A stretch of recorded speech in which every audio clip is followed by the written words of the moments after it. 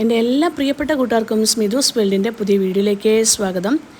ഇന്ന് പൂരിയുടെയൊക്കെ കൂടെ കഴിക്കാൻ പറ്റിയ നല്ലൊരു ബാജിയാണ് തയ്യാറാക്കിയെടുക്കുന്നത്.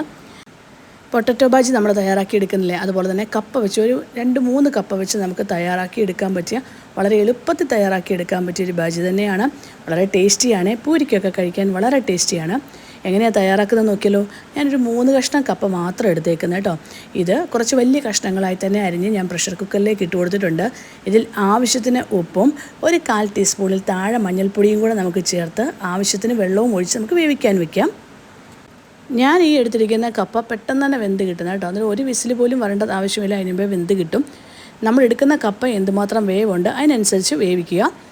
ഇപ്പം തന്നെ കപ്പയെല്ലാം വെന്ത് കിട്ടി. ഇതിനകത്തെ വെള്ളമെല്ലാം കളയണം കേട്ടോ. പ്രത്യേകിച്ച് കപ്പയൊക്കെ വേവിക്കുമ്പോൾ അതിൻ്റെ ഒരു കട്ടുണ്ടല്ലോ, അത് മാറാൻ വേണ്ടിയാണ് വെള്ളം കളഞ്ഞത്. എന്നിട്ട് നമുക്ക് ഈ കപ്പയൊന്ന് ഉടച്ചെടുക്കാവുന്നതാണ്. നന്നായിട്ട് വെന്ത് തന്നെ കിട്ടിയിട്ടുണ്ട് കപ്പ.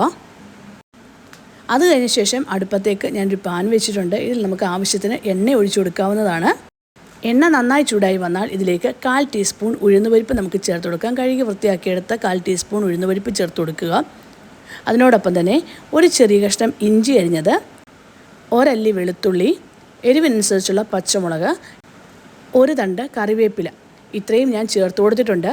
ഇനി ഈ ഉഴുന്നുപരിപ്പിൻ്റെയൊക്കെ കളറൊന്ന് മാറി വരുന്ന സമയത്ത് അരിഞ്ഞു വെച്ചിരിക്കുന്ന ഒരു ചെറിയ സവാളയും കൂടെ നമുക്ക് ചേർത്ത് കൊടുക്കാവുന്നതാണ്.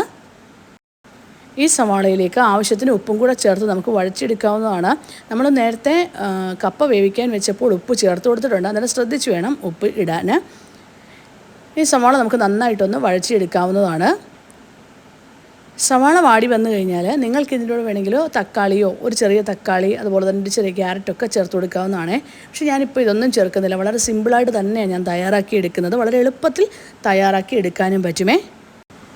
സവാള വഴന്നു വന്ന സമയത്ത് ഇതിലേക്ക് 1/2 കപ്പ് വെള്ളം ചേർത്ത് കൊടുക്കുന്നുണ്ട്. കാരണം കപ്പയിൽ ഒട്ടും വെള്ളമില്ലാത്തതുകൊണ്ടാണ് ഞാൻ ഈ സമയത്ത് വെള്ളം ചേർത്ത് കൊടുത്തത്.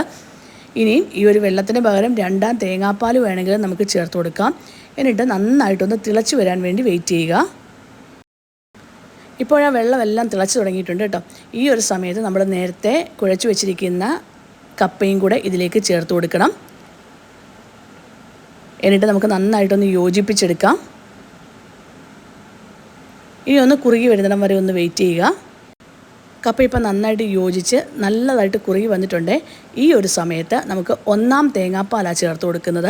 ഞാനൊരു 1/2 കപ്പ് 1 തേങ്ങാപ്പാൽ ചേർത്ത് കൊടുക്കുന്നുണ്ട്. നിങ്ങൾക്ക് എന്തുമാത്രം ഗ്രേവി വേണം, അതോ ഇനിയും കുഴഞ്ഞിരിക്കണോ എങ്ങനെയാണെന്ന് വെച്ചാൽ നിങ്ങൾക്ക് അതിനനുസരിച്ച് തേങ്ങാപ്പാൽ ചേർത്ത് കൊടുക്കാവുന്നതാണ്. തേങ്ങാപ്പാൽ ചേർത്ത് കൊടുത്തു കഴിഞ്ഞാൽ ഇനി തിളപ്പിക്കരുത്, ഒന്ന് ചൂടായ ശേഷം തീ ഓഫ് ചെയ്യാം. ഇനി ഞാൻ അടുപ്പത്തേക്ക് വേറൊരു പാൻ വെച്ചിട്ടുണ്ട്. ഇതിൽ കുറച്ച് എണ്ണ ഒഴിച്ചു കൊടുക്കുന്നുണ്ട്. ഈ ഒരു സമയത്ത് എണ്ണയോ നെയ്യോ നമുക്ക് ചേർത്ത് കൊടുക്കാവുന്നതാണ്. എണ്ണ ചൂടായി വന്നാൽ ഇതിലേക്ക് 1/4 ടീസ്പൂൺ കടുക് നമുക്ക് ചേർത്ത് കൊടുക്കാം. കടുക് പൊട്ടി തുടങ്ങിക്കഴിഞ്ഞാൽ ഇതിലേക്ക് നമുക്ക് 1/4 ടീസ്പൂൺ ജീരകം കൂടെ ചേർത്ത് കൊടുക്കാവുന്നതാണ്. അതിനോടൊപ്പം തന്നെ സവാള ഒരു ചെറിയ കഷ്ണം മാത്രം അരിഞ്ഞതാണ് ഞാൻ ചേർത്ത് കൊടുത്തിരിക്കുന്നത്, കുറച്ച് മാത്രമേ ഉള്ളൂ.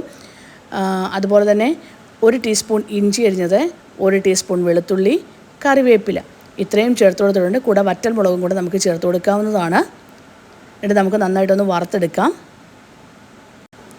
സവാളയുടെ ഒക്കെ കളർ നന്നായിട്ട് മാറി വന്നിട്ടുണ്ട്. ഈ ഒരു സമയത്ത് 1 നുള്ളു മഞ്ഞൾപ്പൊടി, 1 നുള്ളു മുളക് പൊടി, 1 നുള്ളു കായപ്പൊടി, എല്ലാം കുറച്ച് മാത്രം മതി. നമ്മൾ തീരെ കുറച്ച് അളവ് മാത്രമേ എടുത്തിട്ടുള്ളൂ, അതുകൊണ്ടാണ് ഞാൻ പറഞ്ഞത്. എന്നിട്ട് തീ ഓഫ് ചെയ്ത് നേരെ നമുക്ക് കറിയിലേക്ക് ഒഴിക്കാവുന്നതാണ്. വളരെ ടേസ്റ്റി ആയിട്ടുള്ള ഒരു കറി തന്നെയാണ് കേട്ടോ. തീർച്ചയായും ഒന്ന് തയ്യാറാക്കി നോക്കണം. ഉരുളക്കിഴങ്ങ് ബാജിക്ക് പകരം ഇങ്ങനെ കപ്പ വെച്ച് ഒന്ന് തയ്യാറാക്കി നോക്കിക്കോളൂ. പൂരിക്കും അതുപോലെ തന്നെ ചപ്പാത്തിക്കും ഒക്കെ പറ്റിയ ഒരു റെസിപ്പി തന്നെയാണ്. തീർച്ചയായും ഒന്ന് തയ്യാറാക്കി നോക്കി ഇഷ്ടമാവുകയാണെങ്കിൽ ഒന്ന് ലൈക്ക് ചെയ്യാനും ഷെയർ ചെയ്യാനും സബ്സ്ക്രൈബ് ചെയ്യാനും കമൻറ്റ് ബോക്സിൽ കമൻറ്റ് ചെയ്യാനും മറന്നു പോകല്ലേ. Thank you for watching.